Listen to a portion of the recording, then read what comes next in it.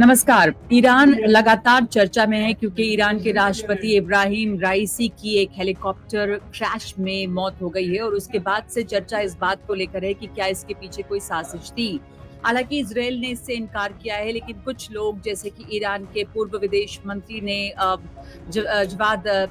ज़रीफ ने उंगली उठाई अमेरिका की तरफ भी कि अमेरिका की प्रतिबंधों की वजह से हुआ है, क्योंकि अमेरिका ने प्रतिबंध लगाए हुए हैं सालों से ईरान पर, इसलिए इस तरह के हेलीकॉप्टर को अपग्रेड नहीं किया गया। ये भी कहा गया कि अमेरिका से जब मदद मांगी गई इस दुर्घटना के वक्त में तो अमेरिका ने मदद नहीं किया। लेकिन कुल मिलाकर इस पे कोई साजिश नहीं है। लेकिन अब इब्राहिम रईसी की मौत के बाद से कई तरह के सवाल खड़े हो रहे हैं। इब्राहिम रईसी जो है वो सिर्फ राष्ट्रपति नहीं थे, बल्कि उन्हें वहां पर जो सुप्रीम लीडर हैं आयतुल्ला अली खामेनेई, उनके उत्तराधिकारी के तौर पर भी देखा जा रहा था, क्योंकि अब सर्वोत्तम नेता यानी कि जो सुप्रीम लीडर हैं, जो धर्मगुरु होते हैं, उनका चुनाव भी होना है। तो इब्राहिम रईसी के बाद से जो उनका नाम इस पद के लिए भी चल रहा था, वो बहस अब खत्म हो गई है। लेकिन एक नई बहस छिड़ी है कि अब इनकी जगह कौन लेगा। सर्वोच्च नेता के चुनाव को लेकर कई अटकलें लग रही थी और कई नाम रेस में थे, और अब जो नाम आ रहा है उसमें सर्वोच्च नेता के बेटे मुज्तबा खामेनेई का है कि क्या मुज्तबा खामेनेई ईरान के सुप्रीम लीडर बनेंगे। ये जो चुनाव होता है ये काफी अपारदर्शी होता है, यानी कि इसमें ट्रांसपेरेंसी बिल्कुल भी नहीं होती है। अब जब रईसी का नाम लिया जा रहा था तो रईसी को संभावित उत्तराधिकारी इसलिए माना जाता था क्योंकि वो खामेनेई के बहुत करीब थे। जब वो सर्वोच्च नेता बने थे,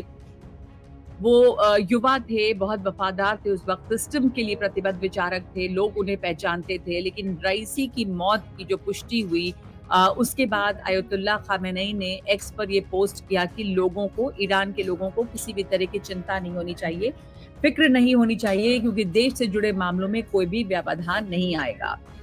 तो अब कई तरह की चीजें होनी है, एक राष्ट्रपति चुना जाना है और उसके आगे फिर कोई एक नाम होना भी चुना जाएगा जो कि सर्वोच्च नेता के पद पर खामेनेई के बाद जगह लेंगे। लेकिन इस बीच में और भी कुछ तस्वीरें आ रही हैं जो थोड़ा हैरान भी करती हैं और जो कई सवाल खड़े करती हैं। सोशल मीडिया पर कई ऐसी तस्वीरें आई, जोक्स आए, मीम्स बने, जो एक तरह से इब्राहिम रईसी के मौत का जश्न मना रहे हैं और खुशी जाहिर कर रहे हैं। और इनमें बहुत सारे लोग जो हैं वो ईरान के हैं, कुछ वो ईरानी हैं जो ईरान से बाहर दूसरे मुल्कों में रह रहे हैं, और कुछ तो ईरान के अंदर के भी वीडियोस आए हैं। तो ये आखिर क्यों हो रहा है कि राष्ट्रपति रईसी की मौत के बाद से ईरान में आतिशबाजी भी देखी गई, जश्न भी देखा गया। अब तो सोशल मीडिया पर ऐसे कई वीडियोस हैं जिसमें दिख रहा है कि इब्राहिम रईसी की मौत को सेलिब्रेट किया जा रहा है। तो सवाल ये उठता है कि क्या इब्राहिम रईसी को एक कट्टरपंथी नेता के तौर पर जो देखा जाता था, ये उनके खात्मे पर मनाया जा रहा जश्न है, या फिर एक ऐसे ऑटोक्रेटिक रिजीम के खिलाफ वो उन लोगों का जश्न है जो लगातार इसका विरोध प्रदर्शन करते आए हैं। क्योंकि जो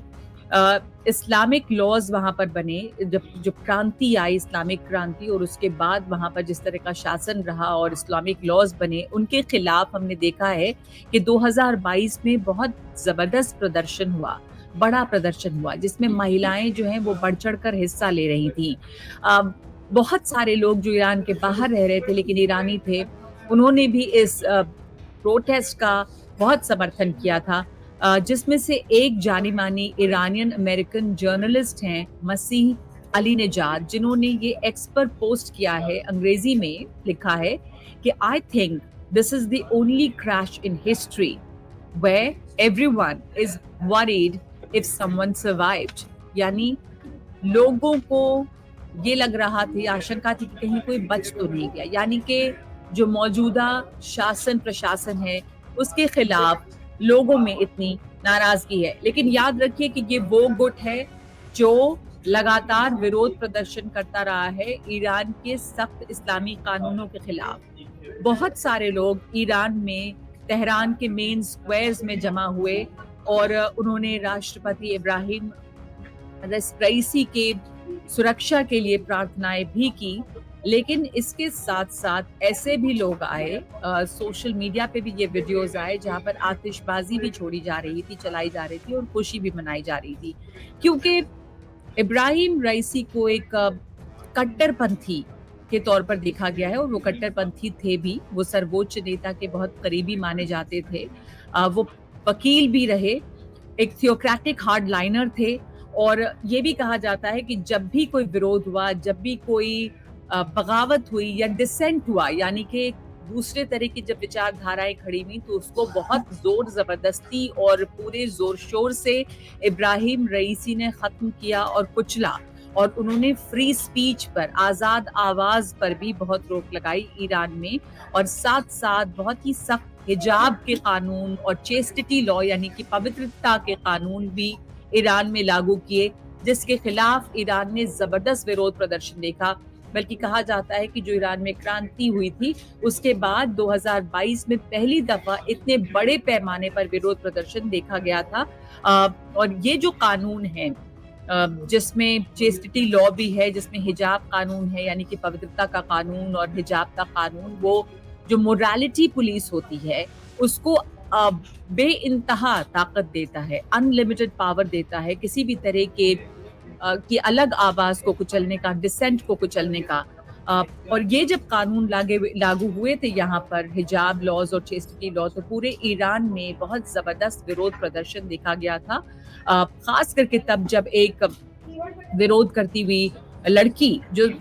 महसा अमीनी की इसमें मौत हो गई थी, कस्टडी में मौत हुई थी, कस्टोडियल डेथ के बाद वहाँ पर बहुत ज़ोर-शोर से विरोध प्रदर्शन भड़क उठा था। अमीनी को आपको याद होगा कि अरेस्ट किया गया था, गिरफ्तार किया गया था मोरालिटी पुलिस द्वारा हिजाब नहीं पहनने के लिए या फिर अपने बालों को खुला रखने के लिए, सर को नंगा रखने के लिए उनको गिरफ्तार किया गया था। तो उस साल में बहुत ज़बरदस्त प्रदर्शन हुए थे और इन सब को इस कट्टर पंथी विचारधारा या जो ये कट्टर कानून है, इसमें एक तरह से इसका चेहरा बन गए थे इब्राहिम रईसी और उन्हें इसके एक सिंबल के तौर पे देखा जा रहा था। बल्कि इब्राहिम रईसी जो हैं, वो पहले उस डेथ कमिटी के भी सदस्य रहे जिसने लोगों को सजाएं दी और हजारों लोगों को एग्जीक्यूट किया गया। हालांकि रईसी बाद में ये कहते रहे कि उनका इसमें कोई रोल नहीं था, लेकिन इब्राहिम रईसी के साथ एक नाम भी जुड़ गया था जिसमें उन्हें कहा जाता था तेहरान का कसाई, द बुचर ऑफ तेहरान। तो इसलिए अब ये देखा जा रहा है कि एक बड़ा तबका वो भी है जो ये उम्मीद कर रहा है कि शायद ईरान में इब्राहिम रईसी के जाने के बाद कुछ बदले, लेकिन साथ साथ सच्चाई ये भी है कि ईरान के कानून हो या ईरान की विदेश नीति हो या फिर घरेलू राजनीति हो, वहाँ जो सर्वोच्च नेता हैं, जो सुप्रीम लीडर हैं, आयतुल्लाह खमेनी जो अभी इस कुर्सी पर हैं, सारे आखिरी फैसले वही लेते हैं। तो अब आने वाले दिनों में ये एक ईरान में कुछ उथल-पुथल भी होगा, लेकिन ये देखना होगा कि नए राष्ट्रपति कौन बनते हैं और सुप्रीम लीडर के पद के लिए अब किन लोगों के नाम सामने आते हैं।